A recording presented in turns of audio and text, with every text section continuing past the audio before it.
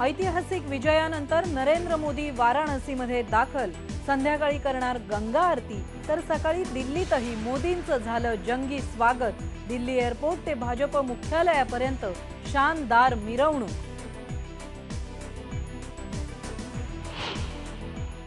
Oath ceremony की date के बारे में अभी तक हम लोगों ने कोई डिसीजन नहीं किया है। पार्लियामेंट्री पार्टी के लीडर का चुनाव हो जाने के बाद ही ओथ सेरेमनी की डेट फाइनल की जाएगी।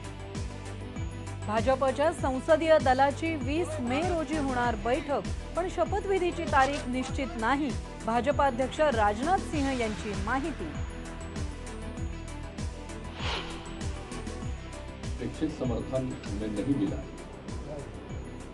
तो इसकी नैतिक जिम्मेवारी लेते हुए हमने मुख्यमंत्री के पद से त्यागपत्र दे दिया है। बिहारचे मुख्यमंत्री नीतीश कुमार यांनी दिला राजीनामा। लोकसभा निवडणुकीतल्या दारुण पराभवाची जबाबदारी स्वीकारत घेतला निर्णय, मात्र विधानसभा बरखास्तीची मागणी नाही।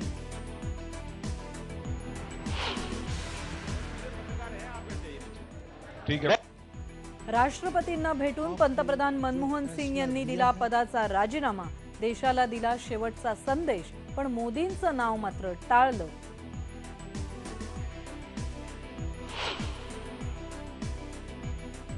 पक्षाच्या दारुण पराभवावर चर्चा करण्यासाठी काँग्रेस कार्यकारिणीची सोमवारी बैठक, सोनिया राहुल राजीनामा देण्याची शक्यता।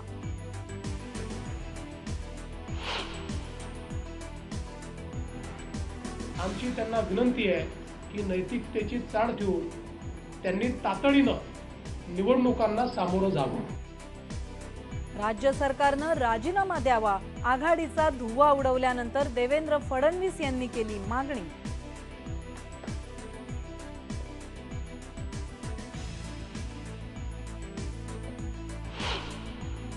रूम में जो मशीन पड़े हुए हैं उन मशीनों को फिर से खोला जाए और ऑपरेट करके चेक किया जाए।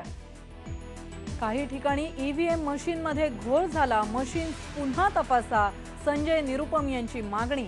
तर आरोप अत्यंत हास्यास्पद, देवेंद्र फडणवीस यांनी फटकारलं।